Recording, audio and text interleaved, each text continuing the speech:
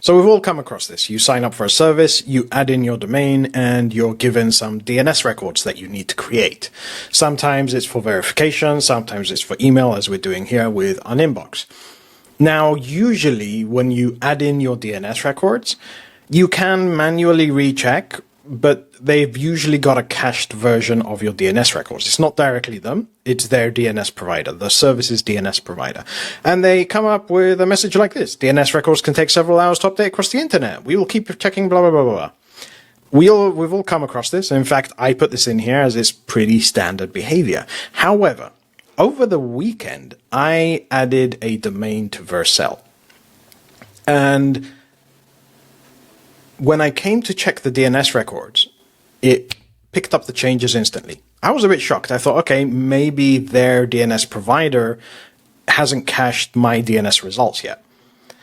So I changed the DNS again and refreshed, and it came up as invalid. So I decided to have a little bit of a look at what they're doing. So as we can see here, I've got some MX records.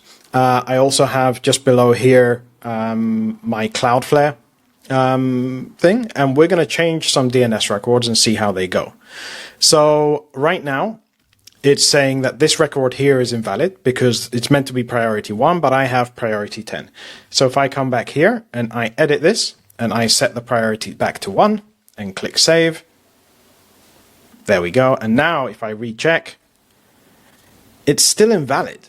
It hasn't picked up the changes, and that's because my server is going to my local DNS provider's service and getting a cached record.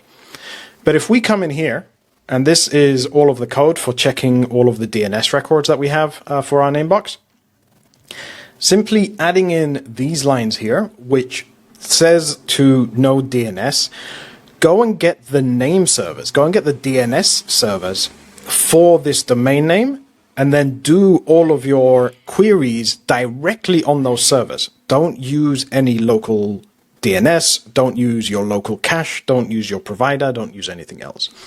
And so all of these queries here now will directly hit the DNS server of the domain. And just don't forget to add this at the end, where we're setting the servers back to something universal, something global that can query anything. Otherwise, you're going to be stuck in a loop. And the next time then that you're trying to resolve the DNS of another domain name, you're not going to be able to get there. So now if we save that, and now I click recheck DNS, we can see that this comes up as valid. And if I change that DNS record back again to a priority of 10 and click save, and now recheck DNS again, instantly we can see that it has been checked and validated according to what is there. So now if I create this back to 1, save, and check DNS, and check DNS. Did I actually save this? This is going to be embarrassing.